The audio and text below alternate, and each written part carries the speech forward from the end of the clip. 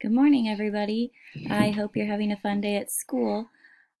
Somebody had asked me how to upload your screenshot to the actual assignment, so I'm going to show you how to do that in a video. So you click on courses and you go to whatever course you are, either 7th or 8th grade Spanish. Yes. Thank you. And then you're going to click on the assignment, so Quizlet Matching.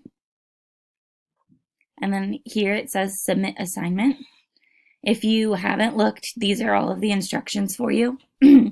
So you can click on this link, click on this link and it'll take you right to the link that you need for the matching.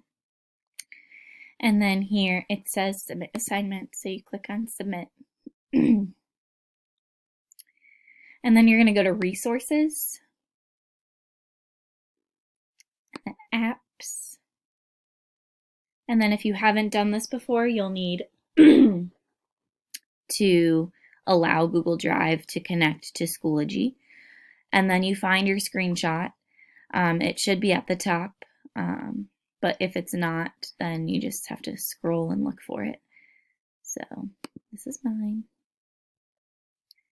And then click Import File. Then you're done. Then it says Assignment Submitted. And then I'll look at it and give you a grade. See ya!